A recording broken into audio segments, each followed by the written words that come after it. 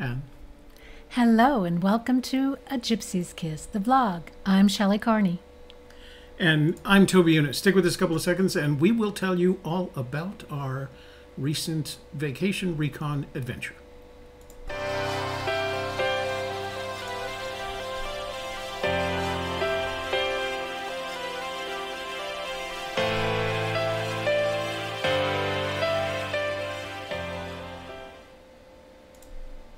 And we're back, and we hope that you'll take a moment now to like this video with a thumbs up, share it with your social media contacts, and subscribe. Then click on the bell to receive notifications when we go live or release a new video. Is that it? Is it? Oh, wait. No, there's more. Yeah. But wait, there's more. But wait, there's more.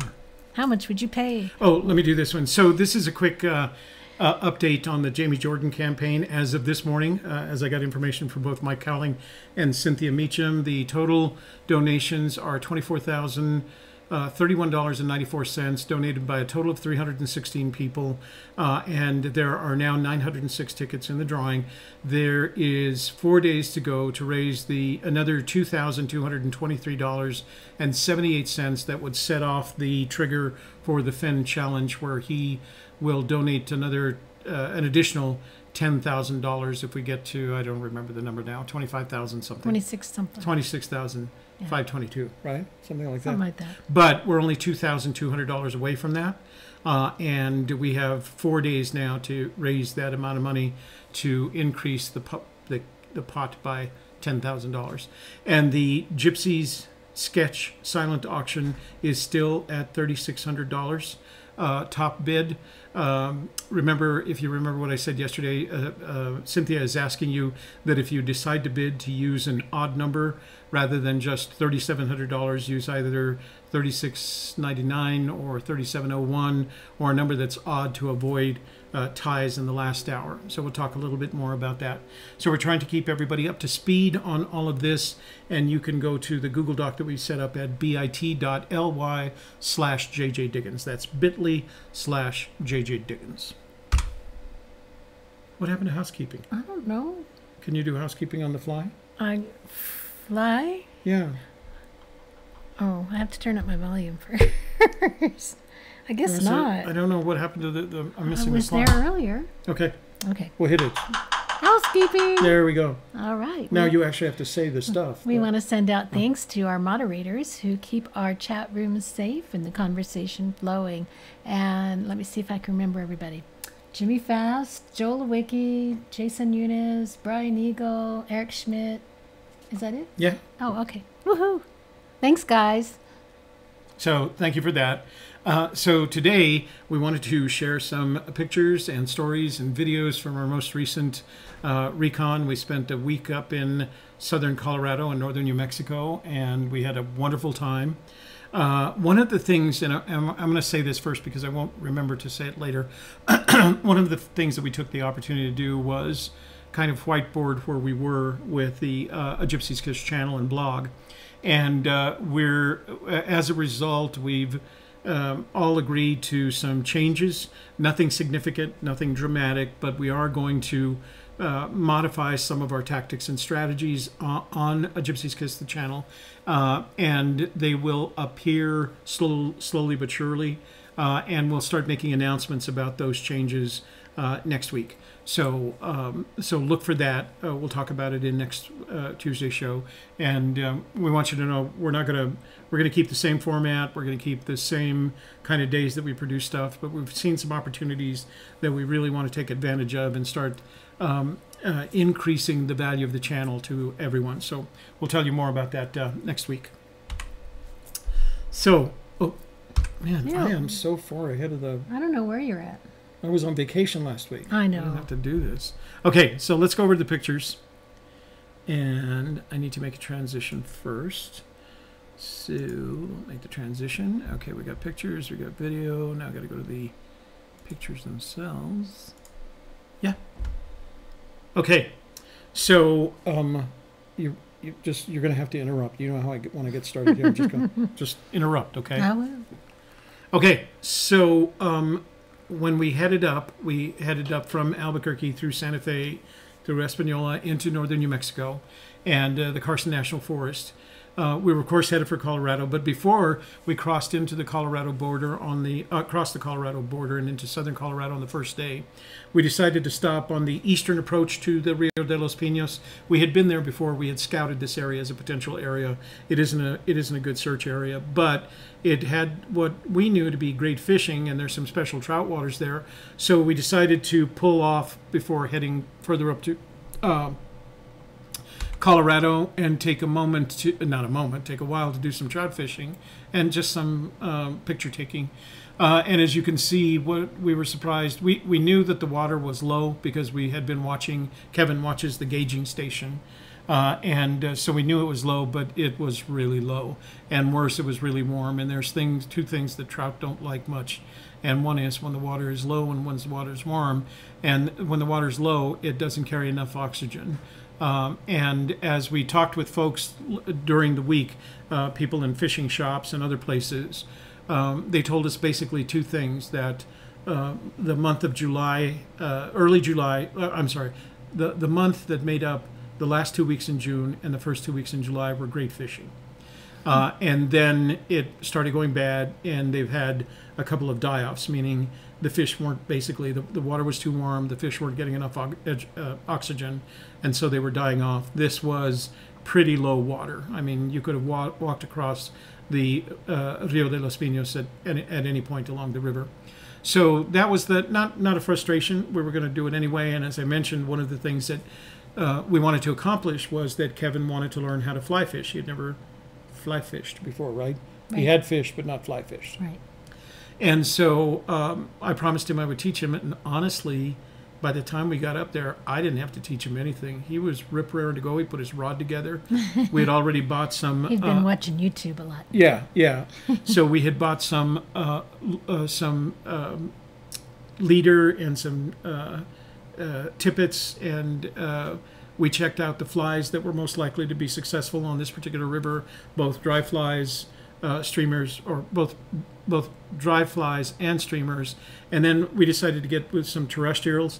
I've never fished with terrestrials before. They include things like faux grasshoppers and faux worms and things like that. But we got some of those just so that we could try different ones. And he had a really good selection of flies. He had a really good fly rod. We went over to Sportsman's Warehouse, the three of us, a couple of days before we headed out, and we had the backing put on his reel and a real good line put on it, and selected some items for him that he would need that he wouldn't have known. So he was ready to go, and by the time we got up there, he had a passable cast. I mean, he had a better cast than most amateurs start out with, and was doing pretty well as usual. You get the occasional tangle, and you get the always present fly-eating tree behind you or in front of you. And that happened a couple of times, but he was very patient with it. He was very good on the river. He didn't get bored quickly. He held his ground. He tried the different flies. So I think I felt like it was a really good trip for him. And it was kind of a good thing for me because I don't have occasionally my son Jason can go with me, but it is rare. And I know what days Kevin is off, right? So I have a new fishing buddy. Weekends. So, yeah. He's going to have a 3-day weekend this weekend. Oh, he is? Yeah. Oh, we might take advantage of that then. Yeah. So I have a new... Labor Day weekend, so... You guys have plans? No, but, Okay. a lot of people are going to be... You know what? I doing feel stuff. like you are not... Let me make sure people can hear us. Let me just take a chat. Let's do the chat for just a second.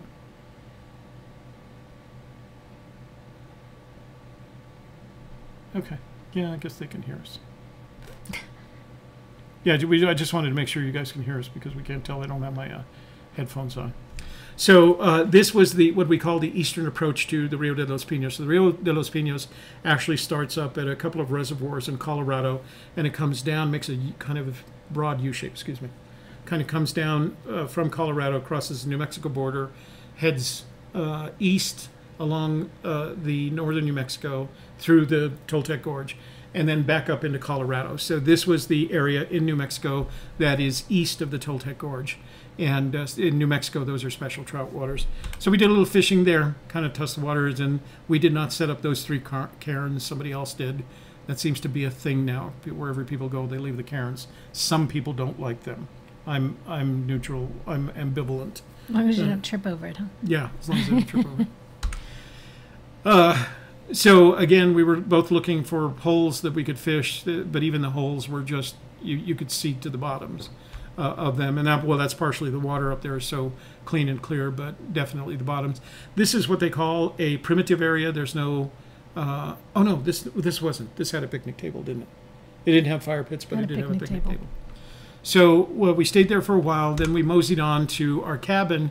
This was the cabin that we were in for the 4 nights that we were there. Very nice little cabin, 2-bedroom, 1 bath, living room,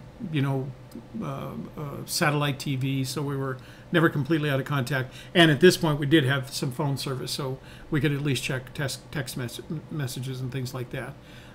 So it was nice. It was very comfortable. Had all the amenities, nice kitchen, and heating and cooling, and the things that would make it nice. So it was a very comfortable stay.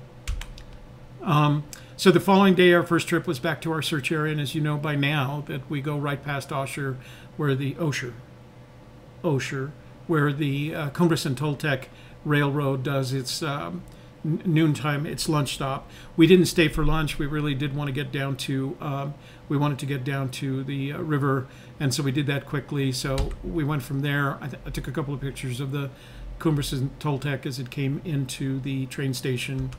And this is that little, I don't know what they call it, service car, I guess, that follows each of the trains as they go through the forest to help it in terms of maintenance. And it carries a big white container there you can see in the back full of water in case the train, what do they call it? The stuff that's in the smoke, the flying hot embers from the train. You really have to embers. You have to so in case embers start a fire, that it's there. So one follows the train going west, one follows the train going east. So this is again, we've shown you this picture before. It's from our what we call our launch point. That is the canyon down. Now at this point, we're still in Colorado, unless you read the story of the battle between Colorado and New Mexico over the 37th parallel. And we're going to tell you that story. I don't know, it's next week, maybe the week after. But it's a really interesting story because it has an impact on how we define warm water salt. So it's a fun story, and part of the research I'll show you later where Kevin was doing some research on the matter. So fun story. So we actually go down into that valley, right? We cross down into that valley and then continue down the river until you can see it off in the far distance over here. That's the beginning of the Toltec Gorge, and it's the end of our hike, where our primary search area, right? And it's about a 45-minute hike if you don't dilly-dally. But we are naturally curious, so we do a lot of dilly-dallying. Generally it takes us about an hour and a half. Which is why I got back to the truck and you were still dallying. Yeah. So, and the other thing is 4 o'clock every afternoon, the rains would come in. And so we planned around exactly that, so that we wouldn't get soaking wet. But we had rain every day while we were there, right? Every afternoon. Every afternoon. And you could feel it. The wind would change, the temperature would drop, and you could feel the wind come through the canyon, the wind through the canyon increase dramatically. And so oh, okay, here comes the weather. And we had about 45 minutes to get back to the truck, and Shelley would get back in the 45 minutes. Kevin would do 50 minutes. I was always about an hour, so I was always a little bit wetter. So I do want to point out, this is the point I'm always talking about. You need to be able to identify your where warm waters halt with geographic precision. This is where shows you the geographic precision with which we can identify where our warm waters halt. Our warm waters halt specifically where that X in the middle of the river is. That's a drone shot we took. I'm going to show you some more drone shots later, but that's from the drone. We actually sent the drone down the canyon. One of the things that we did, I'll tell you more about that when we get to Thursday. So remember, I mentioned to you in the past couple of shows that we were live, that we had one remaining Fenn Searcher medallion, and I had discovered this baby mastodon skull to go with it. It's not really a baby mastodon skull. It's a skull of some sort. Yeah, it is definitely a skull of some Animal sort, skull. but it was deteriorated enough that I couldn't tell. Some sort of animal. Anyway, what we did is we put a business card inside the Fenn medallion plastic container, and then we put the three of them, the plastic container, the medallion, the business card, into the cavity in the skull, and we hid it, and we left it for you. And if you find it, all you have to do is tell us the number so we can believe you. You tell us the number that's on the back of the medallion, okay? And here's Shelley just before we placed it, before we hit it, contemplating, what is it? Horatio. Yorick. Oh, Yorick. Yorick. Alas, poor Yorick. Yorick. We That's knew right. him well. So, and Poor then, Horatio. and Oh. then, and the poor Horatio. Poor And then Yorick. we put it in, we wanted to keep it, so this was in an area where if the river got high, it would get washed out. So we put it in the crook of a tree so that you could find it. And that's all we're going to say about that. So here's what I will say about where it's located. If you watch this video, and or if you choose to, by about now, the album of these photos has launched on our blog at gypsykiss.com. If you go to photo albums, you'll see it is the last photo album there. It was scheduled to launch at 1 o'clock our time, Mountain Daylight Time, so it's probably up by now.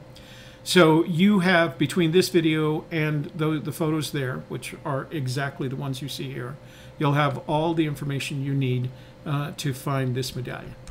No more clues, no more hints. Everything is already out there, right? Yeah. So we continue to head downstream to our search area.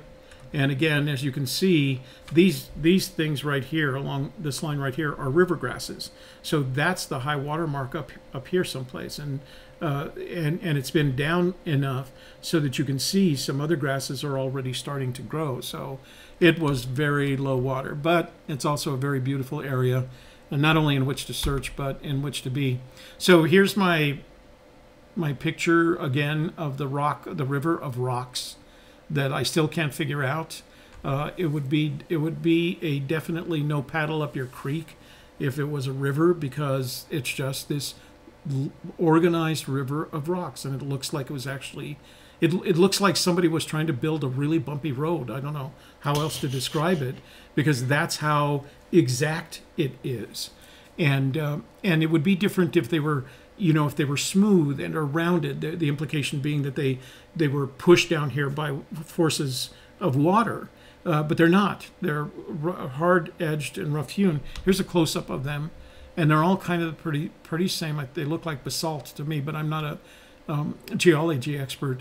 So if you have any reasons, you can actually, as I've said in the past, you can actually see this. I need to refresh this real quick. You can actually see this on Google Maps in this area. You can actually see the river of rocks. And I'm just curious. Every time I go by it, I take pictures of it just because I go like, what the heck happened here? Because it had to be some mysterious geologic thing. Face. What's that? Doop, doop. You're seeing faces in the rocks? Yeah, a little happy face. Okay. So, Fenn always says, take a sandwich. We take our sandwiches with us. And before we actually start searching, we stop and we have our sandwiches. We enjoy them. We have conversation. We establish kind of a search pattern for us, what we're going to do. Now, part of what we believe is that the treasure is actually on the other side. But in our opinion, the treasure is within 200 feet of this sandwich right now.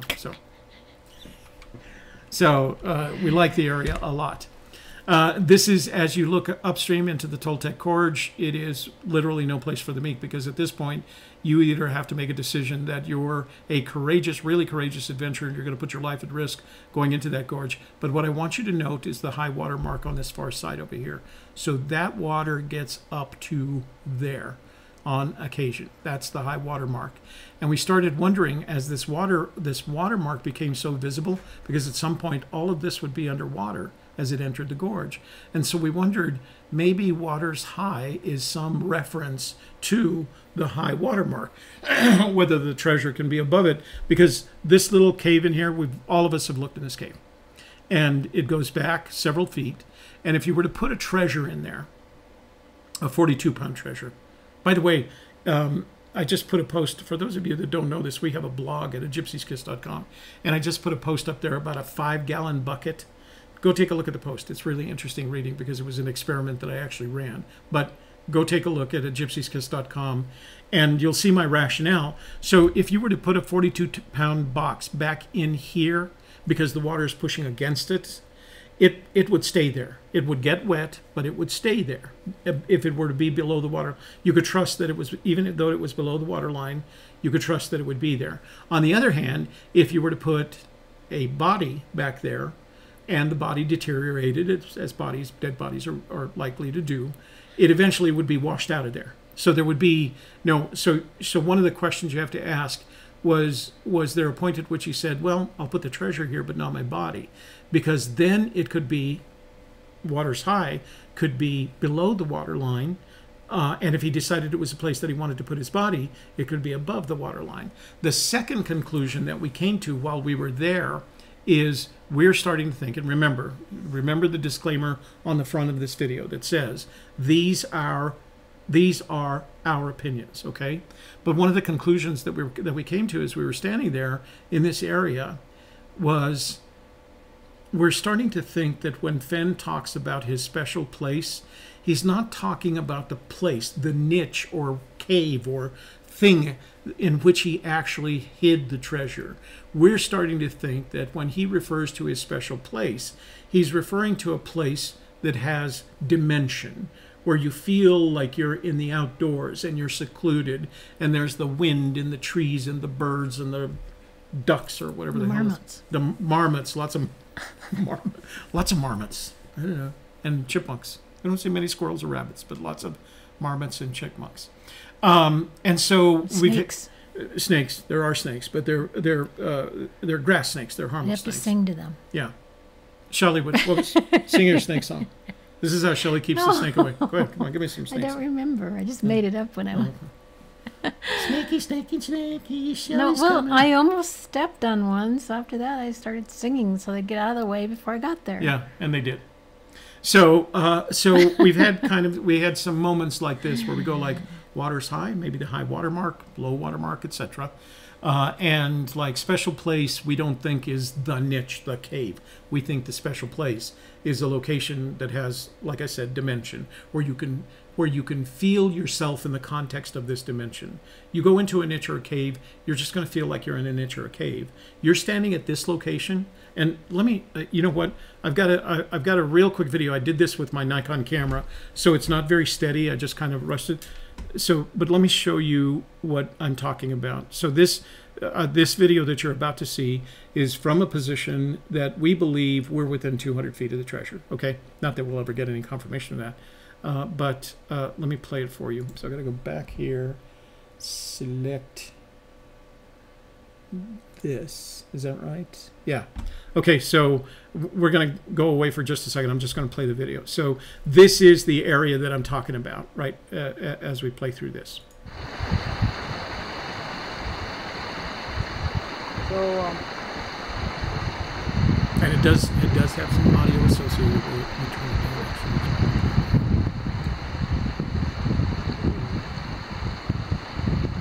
Now, when the water is high, you're not going to be able to get to the other side. It's going to be difficult to get to the other side, but I'm going to show you in just a moment. In August, when the water is much lower, you can basically walk across without getting your feet wet.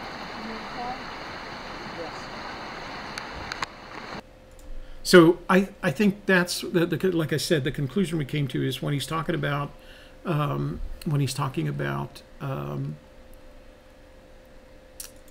special place, it's starting to feel to us like it's the big special place, right? Rather than the little TT special. That's Vietnamese. Sorry, the little small. So no paddle up your creek kind of things. We're always looking for this stuff. And again, you can see the high water mark on the other side. These are river grasses here. This was a beautiful, had there been fish, there would have been fish in this hole right there that you could have nymphed right out of there. But as you can see, there are these water grasses on the side that are doing well because there's been enough moisture in the air and you know, from the rain falling, that they're alive. They don't need to be underwater. But again, you're dealing with all of this. There is nothing there. At some point, though, it was obvious. I don't know if you remember the show that we did with Chris D'Angelo from what magazine was it? HuffPost. And he just kind of, he's a, you know, late 20s, gangly, athletic kind of guy, and he just kind of hop, skipped, and jumped right across. But at some point we realized, well, when the water's this low, you know, anybody can do that. And basically Kevin did. He walked across the river to the other side without getting his feet wet. And it was not dangerous. It was not risky. I don't feel like he was at risk at any time when he was doing it. Me, I don't have quite that balance. I would have ended up in the water. But so these are just a few more photos. I won't bore you with them because they're the same kind of area, and we've shown this to you before. But it was a nice, you know, it was nice for us. We really enjoyed it. So again, there's all these nooks and crannies, and I think that's part of, you know, Fenn has mentioned you're not going to find it in a long weekend or a spring break. And the reason is, even when you get to a place like this, if you assume like, I'm within 200, I feel like I'm within 200 feet of the treasure. If you're within 200 feet of the treasure at this location, you've got hundreds, if not thousands, of locations in which a 10 by 10 by 5 box could have been hidden. I mean, that's going to be the hard part, is you can't just stand there and wait for it. You've got to start looking for things that look like the blaze. And you know, once you're out here in a place like this, you understand the importance of the blaze, because if you don't see, quote, the blaze, unquote, you're going to end up looking in thousands of nooks and crannies trying to find that darned box. So at some point, one of the things so we always look for other things to do when we go up there. You know, we don't want to just, you know, search. And as a matter of fact, we had promised ourselves on this particular trip that we were only going to spend one day searching, and we were going to spend the other days exploring and fishing and rock hounding and doing all the things that we never get a chance to do. I mean, we cross the Conejos when we go into the Rio Grande National Forest in Colorado. We've never fished it. It's one of the highly regarded fishing rivers in Colorado. We're on the Rio De Las Pias in both Colorado and New Mexico. Beautiful fishing river, and this wasn't the best time for it because the water, you know, they had such a bad winter. The water levels are low, but we had never fished it, and so we promised this time we were going to do a lot more things besides just going to the treasure location, spending the day looking for treasure, and coming back. So at some point, Shelley had made a commitment to herself that she wanted to go looking for some quartz and some crystals in this area, and we knew that we were there, that they were there, and so she took off. She borrowed. I have a geologist's pick, hammer pick, and she borrowed that, and she, you know, I thought, oh, she's going to go up there and start banging away on those rocks, and I gave her, you know, wear your gloves and make sure you have some eye protection on, but instead she just had Kevin do it, so she relaxed. Like, bang that rock, Kevin. So he did, and you came back with the quartz crystals. She came back with some quartz and some crystals and something called a what?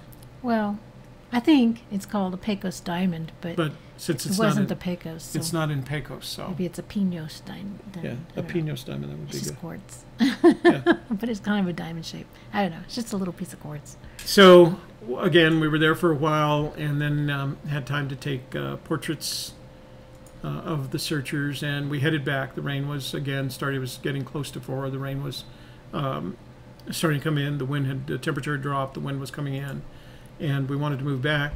This was an area that I thought was darned interesting because it would have been easy at this point to get across, and as you can see, it has lots of nooks and crannies. And my experience is that always these are on the back side of the river. up the mountain.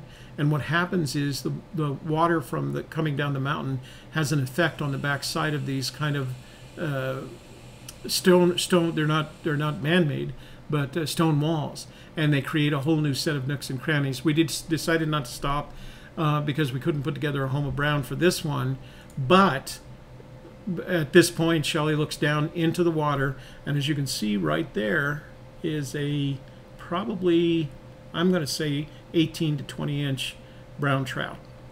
And I've increased the HDR in this just so you can see it. I didn't have a polarizing lens on my camera, so I've modified it. But you know, you got a happy little home of brown. And then later on, on Thursday, we went back and we did some drone work there. And one of the things that we did is we went down our route, the entire route, with the drone. And so this is the drone shot of that area. That trout is sitting right there. So you can see it's very dynamic. The rocks that I was talking about are actually down here. They're off this image. But that brown trout that you saw in the previous picture is sitting right in that area right there. So you can see it's very dramatic, but as you can also see, the water level is very low. And so we didn't expect to see a lot of fish, and we didn't. But that doesn't keep a fisherman from not fishing. So our plan was to make our meals in the evening. We did have a kitchen with a range and an oven, but we like cooking outdoors. So each day we'd set up my little Cabela's stainless steel gas grill, and we'd cook the meat on the outside, and then Shelley would prepare whatever we were doing in the way of vegetables on the inside. And of course, we were dealing with the rain, so Kevin would come out and keep me company and force me to stay out there in the rain and cook. So so the first night we had hamburgers. I was craving hamburgers, so we had hamburgers. Really good. It was pretty dark that night, though. Yeah. It was, well, yeah. I had a flashlight on my head so that I could cook that night because we got in so late. And then the second night we had pork chops. Then Wednesday night we went into town to eat. And then Thursday we had chicken. So, yeah, we had a good week. I like cooking out the outside. So the next day we headed up. We wanted to do some fishing on the upper Conejos River, which again was supposed to be an outstanding fishing river. And so we headed up Forest Road off of 17. We headed up Forest Road 250. And it's a very nicely developed road. The forest roads in this area are really well groomed. You know, they're a little washboardy, but very wide, you know, and very flat. So there was no place that you feel like well, as we go down into our canyon, as we go down into the Rio De Las Pias, there's a four-wheel drive only serious kind of thing. But this road was driving on a regular dirt road, basically, very wide enough for two large vehicles. We were passing all these vehicles in both directions that were big pickup trucks, you know, big dualies, pulling pretty good-sized, not mobile homes, what do they call them? Trailers, you know, recreational trailers. And we just saw a lot of them, and they all had Texas plates. We didn't realize it, but the following Saturday, hunting season in Colorado opened up, the elk season. And so all these Texas hunters had come up, and gee, many Christmas, they come up and they form camps, and they have generators that power their freezers, their huge freezers that keep with them. I mean, these boys come prepared for the hunt. And they were all, since they were staging themselves because it was supposed to start on Saturday. So we saw a lot of that activity. But as you can see, this is a beautiful Colorado country. Unfortunately, we just didn't get the kinds of days where you have turquoise skies. They were cloudy, but it's still good-looking Colorado. You know, you can stop any place on an overlook and you're going to get a great photograph. So the first stop we made was at, we started, our plan was to kind of check out the various campgrounds along Route 250. And the first one wasn't even on the map. And we found out about it. How did we find out about it? We stopped at that one campground, and those people told us. And they told us, yeah. So I'm of the habit of stopping and asking questions. I do a lot of that. And so it's a good way to get information. So we had stopped at a lower campground that turned out not to have river access. But we spoke to some campers there, very nice people. And they told us about this campground. They said we wouldn't find it on the map. It was Conejos Campground. We wouldn't find it on the map because it had been closed, but they had been refurbishing it. And this was the campground host. Her name is Mary Reed. She was really very friendly. She had been doing this with since the early 90s. And she had done it with her husband until he passed away, and now she just does it on her own as a campground host. And so she told us about the campground. The reason it wasn't on the map is because it had fallen in disrepair, and this was the year that they were reconstructing it, re-engineering it with new tables, new metal fire pits, etc., etc. So she was very kind, gave us a lot of good information about the other locations, but this was the Conejos campground on Forest Road 250. This was the spot that we picked, and what was nice about this particular spot, the fire pit, the new fire pit hadn't yet been assembled. They actually came by and realized we were parked there and decided to go on to the next one. I'm sure they did it after we departed. But this is kind of the camping areas that they had. There are more that will hold larger vehicles. This one looked like more like a tent camping area, but the advantage is that this particular campsite was 50 feet away from where Shelley is sitting there wrapped in her blankie, because it was getting cold, but we wanted to do some fishing. And again, you can see those rocks in the background are normally underwater. The rock dams, the partial dams, they're not full dams, would normally be underwater. So, but we were right across from what would have been some really good fishing had it been high water, you know. So we did a little trout fishing here. I was practicing my nymphing techniques and did some fishing here. We literally didn't have to put boots in the water because it was just all the possible fishing water was easily accessible from the shore. I just walked out to the end of those rock dams. Kevin was further down with me, and he was again fishing. He was dry fly fishing. I was using nymphs, and I think at some point he tried terrestrials. He wanted to experiment with the terrestrials because they float. He tried a grasshopper, but we were just not getting any action. At some point, this chipmunk came up to Kevin and started giving him advice on his cast, and it didn't help.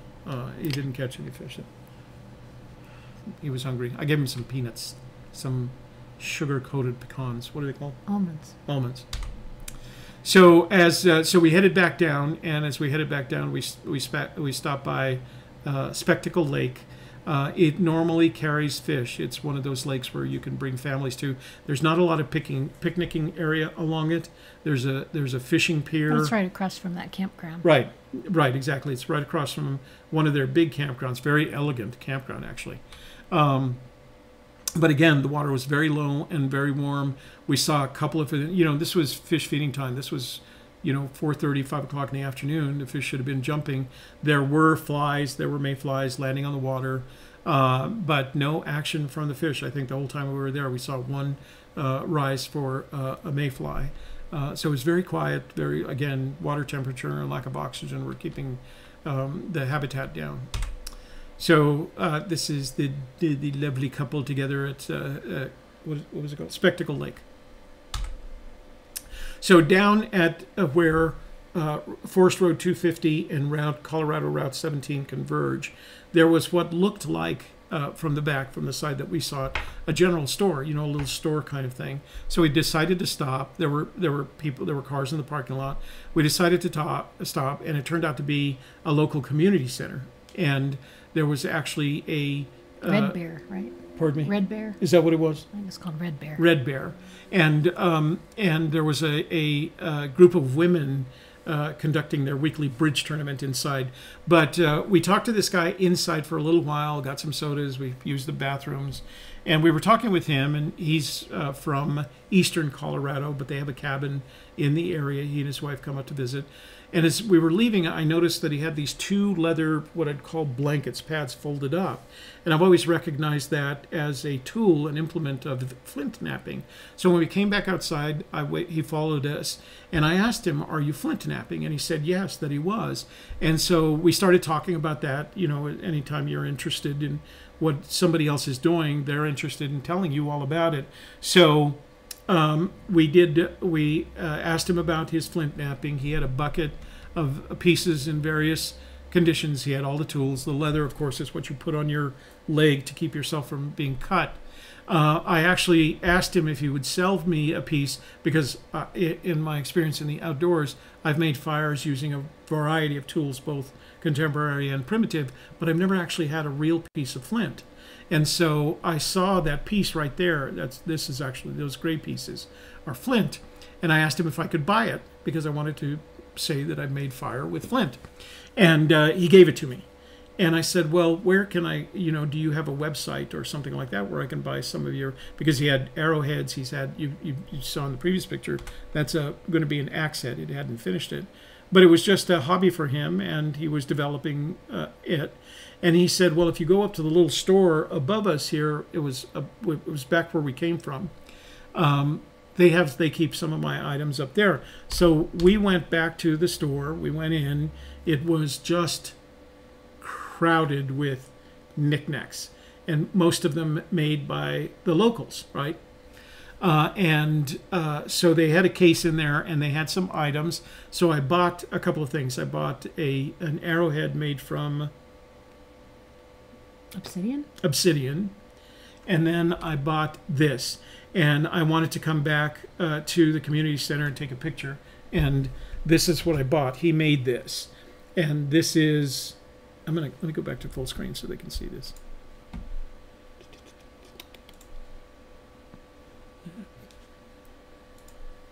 So let me go back for a second. So this is he made all of this. This is a basalt blade.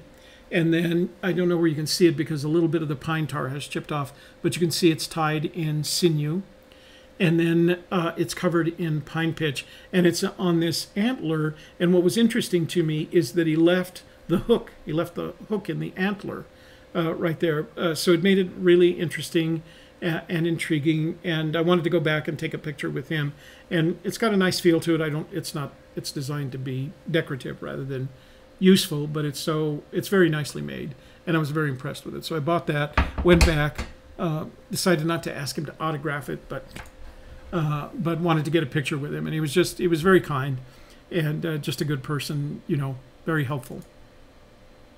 So, and he's the one that he reinforced everything that we'd found out about the fishing. He's the one that told us that there had been a couple of fish die-offs at the end of July and towards the beginning of August from the heat and the lack of oxygen in the river. So,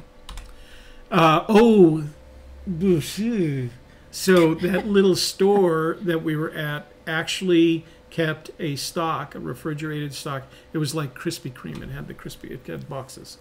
It kept a stock of fried fruit pies made by the Amish. And I didn't know that the Amish had the Krispy Kreme trick where after they make the fried fruit pie, they dip it in the liquid sugar. So these things are coated in the liquid sugar. I did a rough estimate of the calories in one of these little fruit pies. And they had literally every flavor under the sun. All the fruit pies, blueberry, cherry, strawberry, rhubarb, pecan, chocolate, apricot, peach, but then in addition they had a chocolate one and they had a pecan one.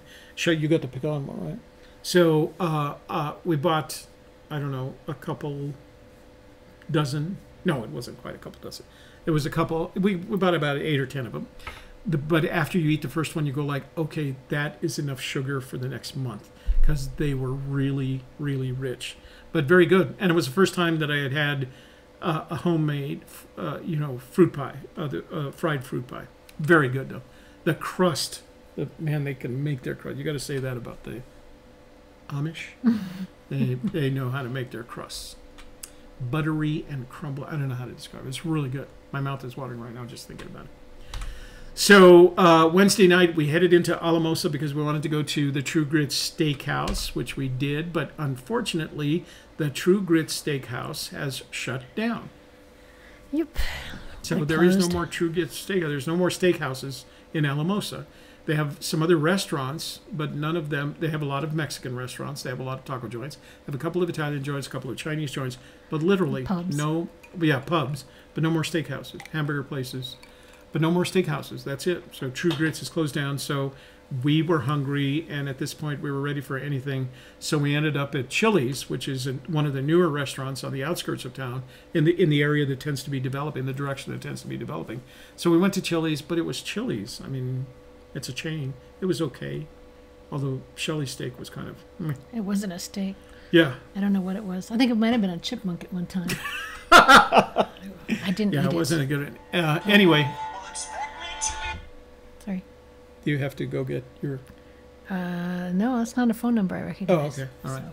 So, I don't know who that is. So yeah, True Grits is gone. You're limited to, if you like Italian, Chinese, Mexican, or tacos, you'll do fine. But I always look forward to a steak. Oh, all those cows everywhere. Exactly. You'd think, huh? Right? So, But I guess there were a lot of chipmunks too. So hasta la that's what vista, they True serve up there. Grits. Chili's. So, and like, I didn't take a picture of Chili's. It's Chili's, for God's sakes. You know what it looks like. So, at some point, the next day, so this is what we call drone day, drone and fishing day. We need to get some drone shots, and we Also wanted to... known as Thursday. Okay. Drone and fishing day, and we wanted to fish the Rio De Las Pias. We'd been up there, and we hadn't fished it yet. So, at some point, Kevin noticed this idiosyncrasy about the state line and said he wanted to explore it. He's looking at the map. Oh, the map. So there was this fishing supply place where we were at, and the people were really unfriendly. I'm not going to mention their name, but we walked in because we had New Mexico licenses, but we didn't have Colorado license. And so we asked to buy some licenses, and the woman said, "Are you fly or bait?" Well, it was catch and release. No. That was the second question. Oh. She asked these very interesting, like, I'm judging you questions. Are you fly fishing or bait fishing? And we said, fly fishing. And then she said, are you catch and release or do you eat? And these are all very, I can tell just by the question, these are judgment questions. Like, so if you're a bait fisherman, I may not do business with you. If you're going to eat your fish and not catch and release, I may not do business with you. And I was getting progressively more offended at this. I didn't say anything, but it just kind of, we left and literally said, well, we're just not going to, we got our licenses and left. And I thought to myself, I'm not going to go back in there. Then this day, I realized I needed what fly fishermen refer to as strike indicators, because I didn't have mine with me. I didn't bring them. And so I had to go back in there. And they had the National Forest map, the Rio Grande National Forest map in there. And you can walk into any National Forest Ranger station and you can buy a National Forest map. I have never in my life paid more than $8. And so I said, may I please have that map? Expecting that, it's a place, they get it. Might charge me 10. I'm okay with that. And so I got the strike indicators, which were $8.50 for 3 of them. And I got the map, and my total was $31, $32. And I'm going like, whoa, how much was that map? And he said $23. And at this point, what do? You go like, well, I'm not taking that map. I wanted that map because I promised Kevin I was going to get him the map. So anyway, I buy the map, and I make a second promise. I will never go in that place again. And anyway, so Kevin was really interested in having the map because he wanted to check out the whole state line thing because he had researched and there was a story in it. So we got to a point on Forest Road 103 where we were close to the state line, and he had his map now and he knew when we were there, and he said, I just want to go check some things out. And so while he was doing that, he hadn't mentioned where he was going with this. While he was doing that, Shelley and I just hung out by the side of the road. I got some pictures of some, Indian paintbrushes and Fenn's yellow flowers and Fenn's purple flowers. And he came back and he said, okay. And he started talking about what he discovered. And he showed some pictures that substantiated what he said. And so it made for a really interesting story. And I haven't done all the research necessary to support a good telling of the story just yet, but in a week, maybe 2, we'll come back with a story about that. I think this is going to be one of those shows where I can say this isn't going to get you any closer to the treasure, but it's such a damned interesting story as a result of our exploration that we want to share it with you. Okay, but that's not now. That's next week sometime. So again, we went off the forest roads just to explore and see how close we could get to the various areas. Eventually, we got to where the Cumbres and Toltec Railroad came closest to the road. As a matter of fact, at that point, our little train car, I don't know what he was doing. He wasn't following a train. He didn't have the white bucket behind him, so he was probably just doing track maintenance or something. But he came by, gave us a wave. This was one of the days, this was the least cloudy day of all. We were actually getting some sunshine. As a matter of fact, at some point we're driving back and Shelley said something like, could you please make up your mind, is this going to be a sunny day or not? So I'm real happy with my little truck. As you can see, I put a cap on it, and it's just everything that I was hoping for. The confidence has continued to build as I use it, and at this point, every time I saw a mud puddle, I would just aim for the mud puddle, like big splashy mud puddles. That's why the car was such a mess. As long as you had the windows up, that was okay. Yes, windows up are important. Otherwise, the passengers get wet. So this is another crossing of the Rio de Las Pias. We actually come down there. There's a four-wheel drive road that gets you to this point through here, and then the crossing. This is an area we've always called the beach. It's kind of grassy. It's right on the river. It's relatively flat in comparison to other areas. So we've always called it the beach, and sometimes that's where we stop to do drone work. And so here, let me show you. I made a video. We put a GoPro on the front of the truck, and then had the drone. And so we shot this video. This is already probably posted to our channel already. So let me just play this for you. So this is the crossing of the Rio de los Pinos from the GoPro on the front of the truck and from the drone.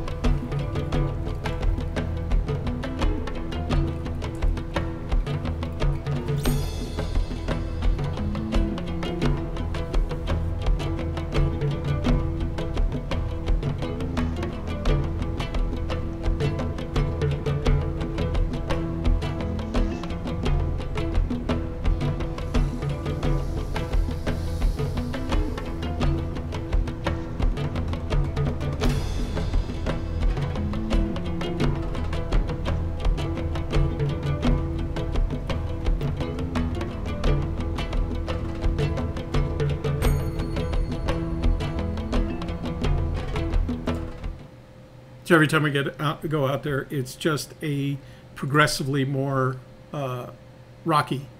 But it's any vehicle, any four-wheel drive vehicle could do it. We've seen people down there in, Infiniti SUVs and lots of Jeep Wagoneers and all kinds of vehicles. So you don't actually have to have you could do it in a sedan as long as the sedan was four-wheel drive. So Kevin went down to scout the river to see how it was for fishing, and again we're dealing with low water. So he came back, we set up, and we just it's not camping, but this is where we had our lunch, and it's very relaxing. We didn't set up a fire.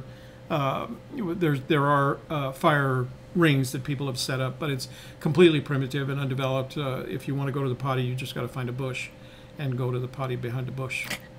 So that's the way life is. But it's beautiful and secluded, and up here you can see your all this wide angle lens. You're about 500 feet away from the train track.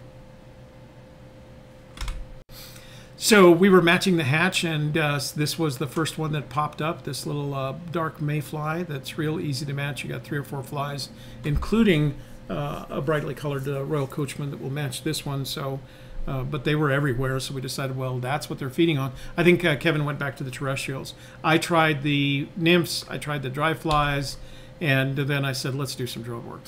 So we did our drone work. One was to, we shot the video about the truck crossing the river, and then what else did we shoot up there?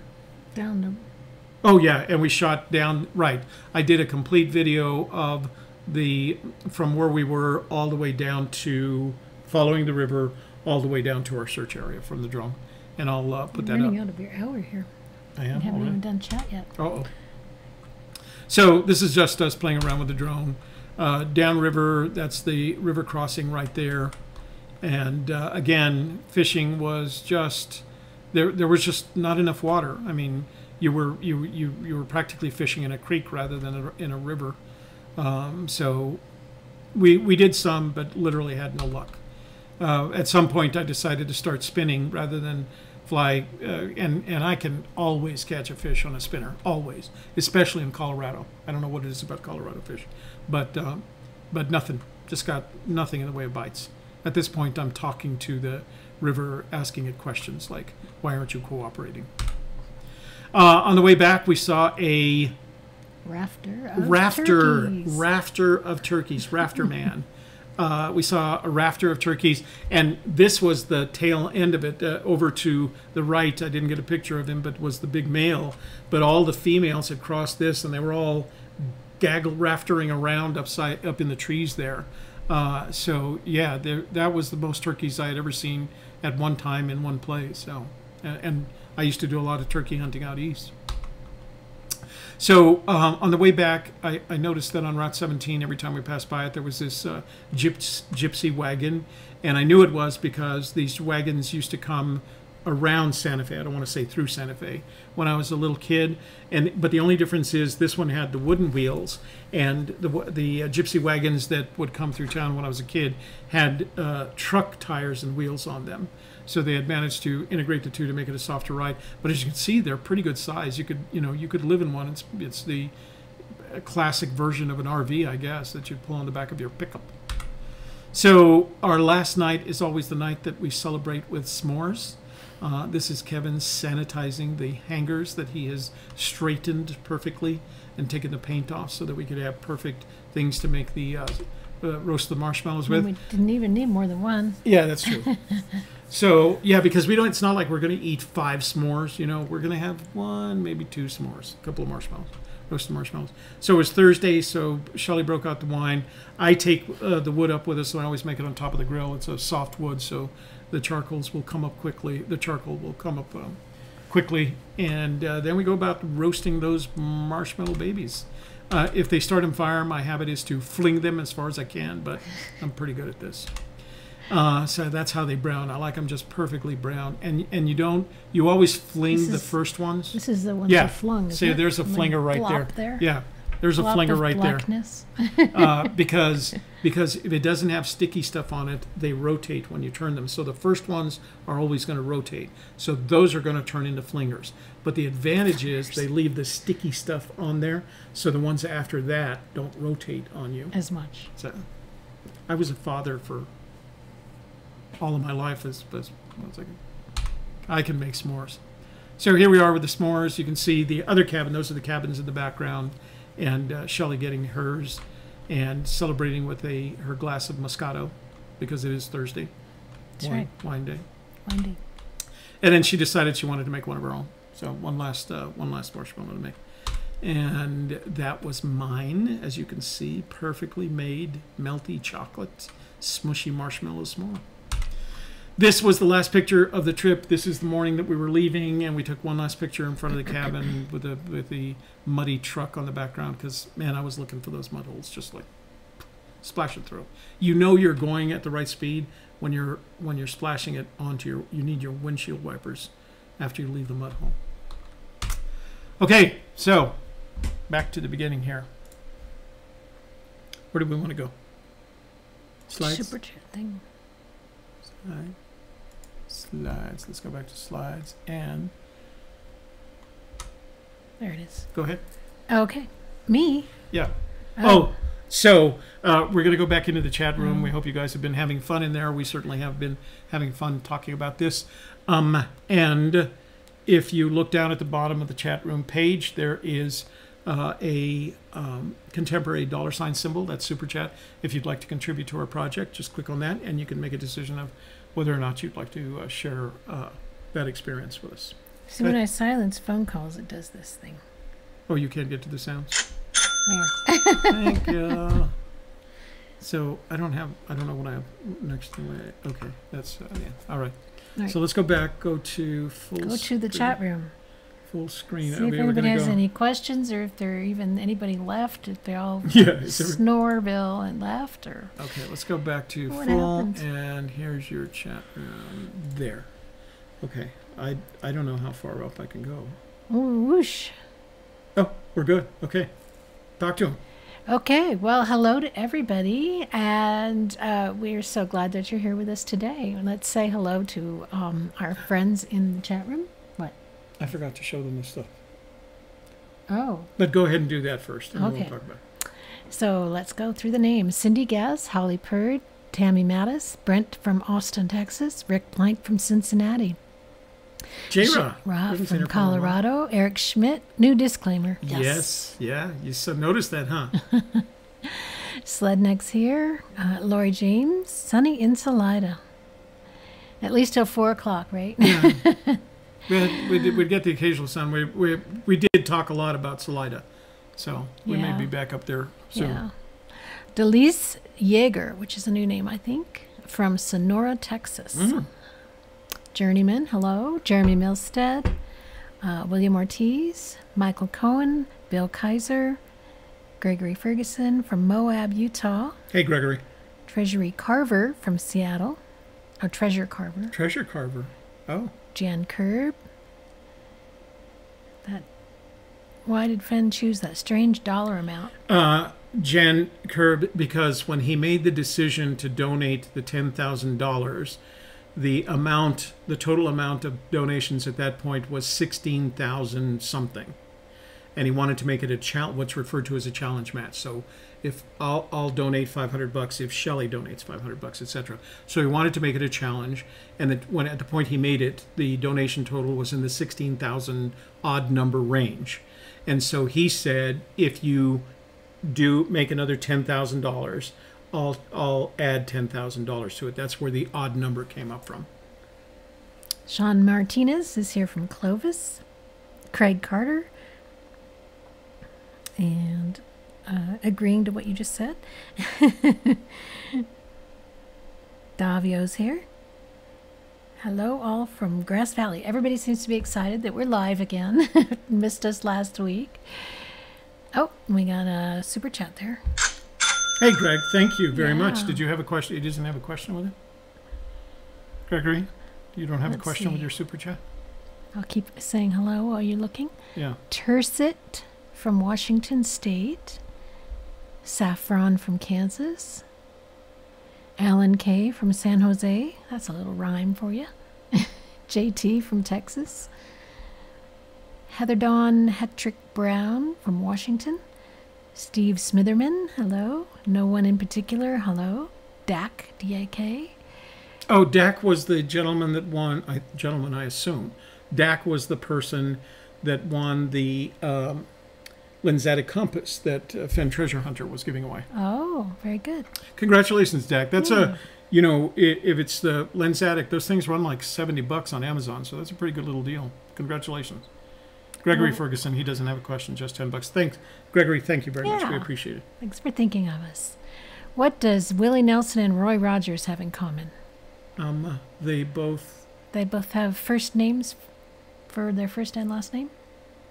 That was good. I don't know. Did you just come up with that now? Yeah. That was very good. I don't know.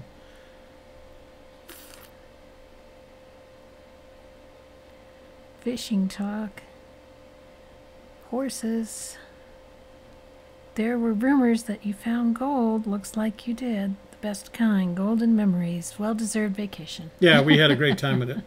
Thank you. No one in particular. Okay, scrolling down to Heather. It sounds so funny when you say that. When you say it that way. Nice area. Yes, it was. No, we didn't go to Yellowstone. No, there's no thing in there. It's Dilly Dilly. Jay Diggins. Is that a name? Oh, hey, Jay Diggins.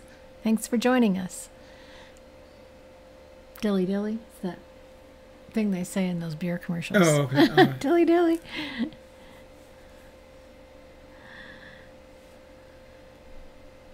Oh, well, let me talk about this now, since Jay Diggins is in the room. So what we wanted to show you, K-Pro, Chris of Thor, who's managing the campaign for Jay Diggins, had asked us to collect all the stuff that we've collected as part of all this, and we're going to take them over to Cynthia so Cynthia can take care of it. But I wanted to show you, before we did that, I wanted to show you a couple of things that we've donated. I don't mean to sound like we're, key, but this is that giclée that my daughter had painted. My daughter Sean, her signature's down here. Yeah. Had painted, we call it Fence Searchers, and she used Shelley and I as models when we were skinny. Super skinny. And Shelley is the one dehydrated, helping me get down the mountain because I'm an old fart. But this is one of the giveaways. And then Sean also donated, Sean herself donated this bottle of La Katrina wine. And this is one of the bottles that she's, this is the La Katrina wine is a brand, but she's done all the labels. And the labels, if you buy all of them, they represent a wedding. They have like the priest and the bride and the best man and that kind of stuff. Photographer. So, photographer. Yeah, that's where my photographer photo came from. This is a Pinot Grigio, so we're giving that away. And then when Chris got the idea for the boots on the ground backpack, we donated. Chris? Well, it was. I don't know if it was her idea. It was the Fenn Treasure Hunter donated the backpack, and then Chris, I think it was Chris that decided. Christy, I'm sorry. Christy decided to turn it into something. So for that, I'm donating a copy of Dave Canterbury's Bushcraft 101. If you're a fan of bushcraft and a practitioner of bushcraft, Dave Canterbury is one of the big names. He's one of the gods in bushcraft. And I'm also donating not a Lanzetta compass, but what is referred to as an orienteering compass. This is the Silva Polaris orienteering compass, a very good compass. So, and those are all going in one of Shelley's AGK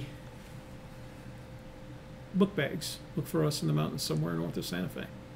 So, so those are the things. And of course, we're going to give them the coin that John Wayne Bobbitt brought by as well. So we're going to turn that all over to them so they could put it all together and prepare it for shipping eventually. Yeah. So it'll all be there at the Collected Works for people to look at before the drawing, I guess. No. No? No. Nobody gets to look at it? I don't think they're. I think they're planning just to put it away until they have to start shipping it. So. Oh. Hiding it. Effectively. Another hidden treasure. Hidden treasures. Paul is here, and I'm at the bottom. From the people UK. Just saying hi to Jamie. Okay. And then in there, right there. Larry Sandell from Ontario, Canada. And Chris, K-Pro Chris Thor is here. Hi, Chris.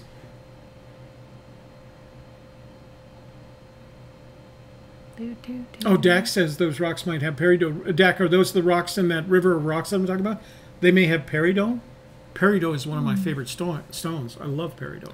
Well, I've been looking at the New Mexico, and I don't have it with me because it's at my house now. I borrowed it from Toby. That's the map, and then it shows you where the different gems and stones can be found. In New Mexico. In New Mexico. And there's nothing really shown specific for that area other than quartz, which is, of course, all over the state.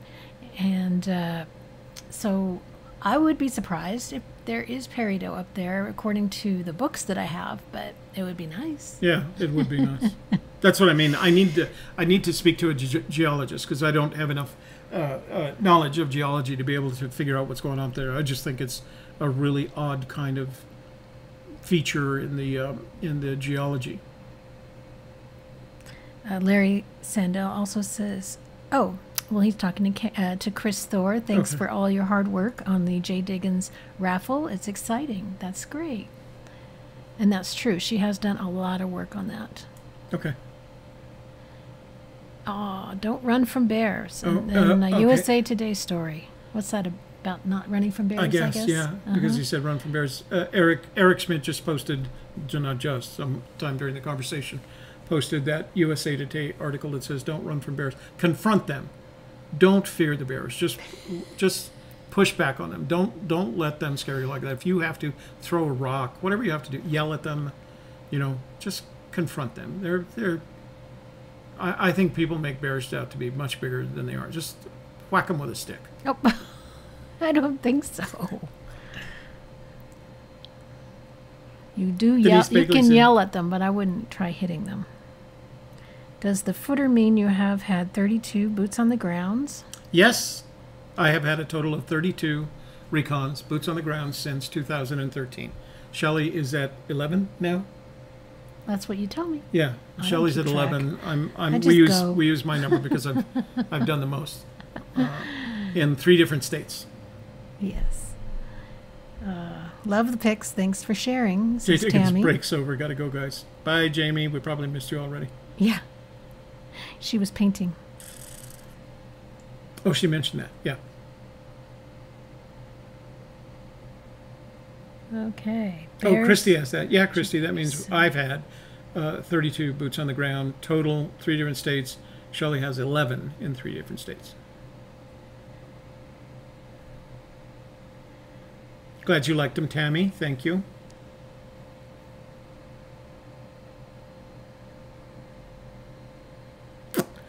Okay. Okay, scrolling down. You ready? Mm-hmm. There you go. Unknown searcher. Unknown searchers here. Leverites. Yeah. That's a really fun rock, isn't it? What do you call that? It's a leverite. Leverite. Yeah, leverite there. My stepdad was really into mineral hunting when he was about 20 years ago, when he could get around and get down into mines and things. And he actually found, he was mostly in Arizona doing that, and he found quite a bit of amethyst. But he had quite the nice collection, which he's since divested. And yeah, Arthur, I'm 69 with a bum knee, and it is not difficult hiking. There are no, one of the things that's interesting, as you'll see in some of the drone footage that I haven't posted yet, is there are no human trails, but the cows have made trails everywhere. There's animal trails everywhere. And so it makes it relatively easy to hike around. Tony says, Tony Nurkowski, if that treasure chest is in New Mexico, AGK will probably find it. Well, that's good to have those positive vibes. Well, here's what we decided. We like doing our YouTube channel so much that if we do find it, we're just going to leave it there and keep doing YouTube videos. Sure. They didn't, Holly. They had everything but pineapple.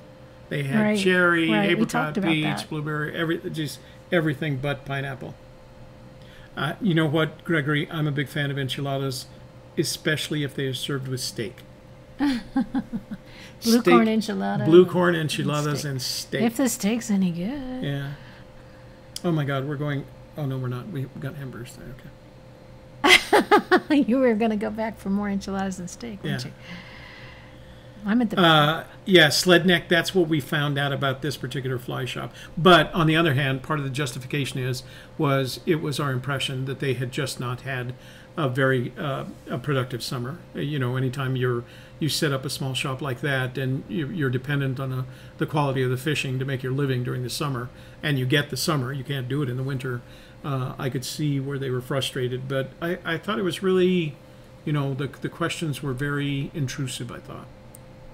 Although we didn't answer in a negative way. We just decided to go back.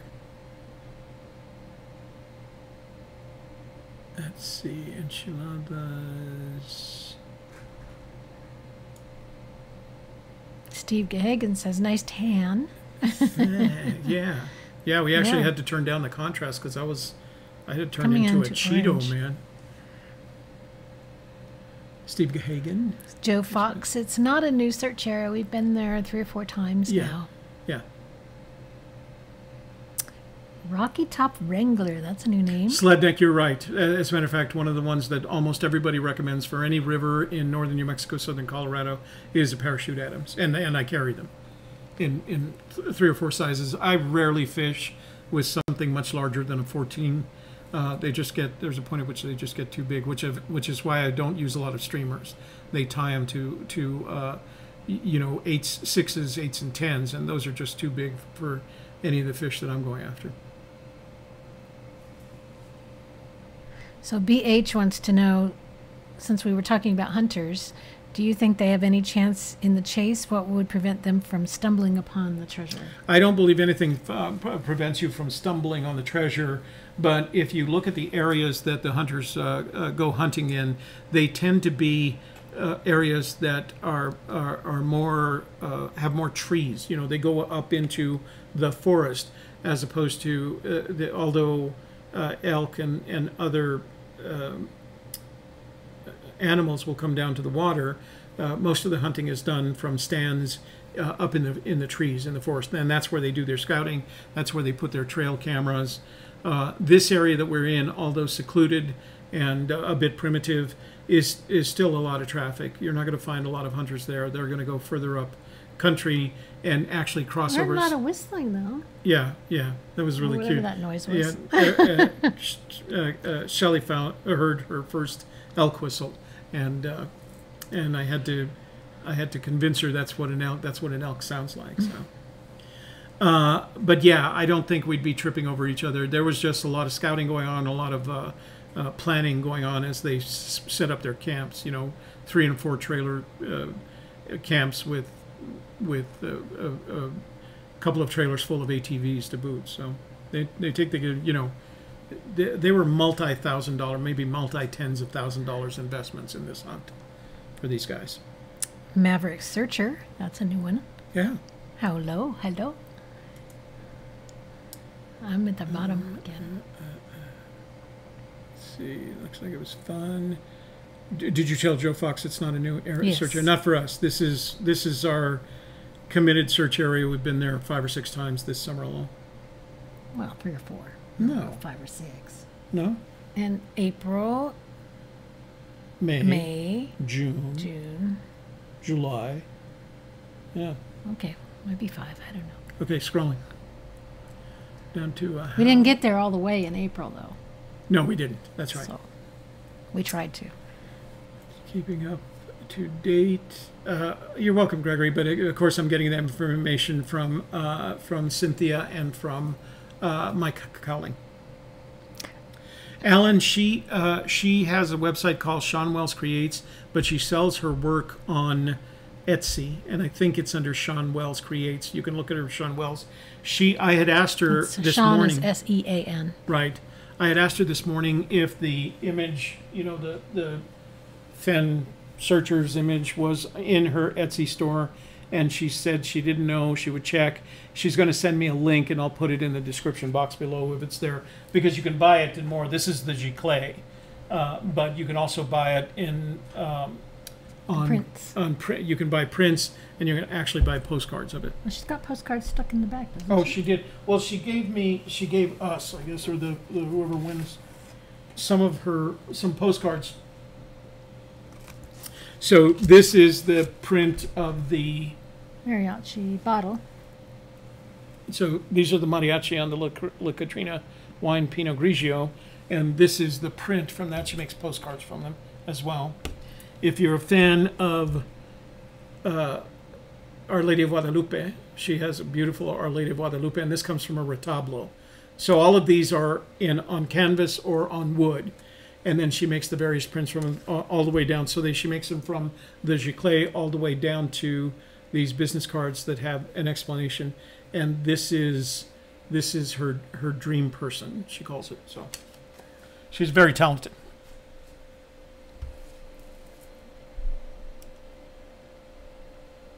Sean, so that's a good question. Sean, I don't know if you saw our show about a month ago where we've abandoned the idea that we have to follow each of the clues. We're getting to where warm water, salt, and canyon down, and then we go looking. And what we do is every time we go down there, we find out something more about this area, or being in this area provides us some new insight. You know, the insights this time were waters high could refer to the high water mark. And that when he's talking about a special place, he's not talking about a little tiny niche. He's talking about the area on a grander scale. So we do get insights. We don't always kind of rationalize our clues yet. And a lot of times we feel like trying to rationalize the clues in a perfect way are actually an obstacle. We're all about, and this is funny for me to say because I'm not this kind of person, we're all about the sensing, the feeling of it. There's a part of this where you have to feel it.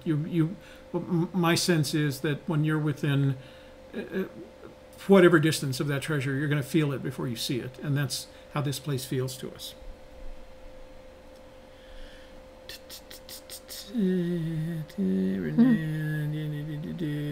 Yeah, judgy fishing shop. That's what it was, Holly. Very judgmental. Okay, Pro wants a picture of the painting, I guess, and the bottle of wine, so she can add it on the flyer. There's one, K-Pro. I don't have one of the bottle of wine, but I can make one. There's a picture of the painting on that. I thought I gave this to you. It's at bit.ly/JJ Diggins, and if you click, there's a link on where we show the donation, and that'll take you to a downloadable version of the picture. But when I get off here, I'll send you the link. Ranella Bella. Ranella. I don't remember that name before. Renea Bella. Or Tina Brennan. That I like the new. skeletons. The Turquoise skeletons, Renella, are referred to in the artistic form are referred to as muertos. They go back to the celebration of the Day of the Dead. That is a very Mexican. It's a Mexican day of celebration, but we in New Mexico have inherited it. You see a lot of it in California as well. So there's all kinds of figures with the muerto figures, the skeleton figures, as you call. Okay. All right. So that's all we see in the chat room. Let's go back. And we went way past our hour. We did? Ooh, yeah. Yeah. Okay. So back to presentation slides, transition, set up outro, slides, and... There Wait a minute, go. let me make sure I'm there. Yeah, Yes. talk to it. Okay. So tomorrow night, 7 p.m., Wednesday, August 29th, we will have our panel show. This panel is dedicated again to J.J. Diggins, and we will have as guests Mike Cowling, which is Calazars on YouTube, Cynthia Meacham, and K-Pro Christy will be there as well. And then we'll give you updates on everything that's happening in the raffle and the collection. Cynthia will be talking about the auction because it should be closed at that point. And we're going to try to get Jamie on the show as well, either through video if it works out or just audio if it doesn't. Yeah. So Jamie and I are testing this afternoon. She's in a location that actually does have internet with enough speed to be able to do video. So we're going to test her on Zoom this afternoon, and if we can get her in, we'll get her in on the show tomorrow night, Wednesday night.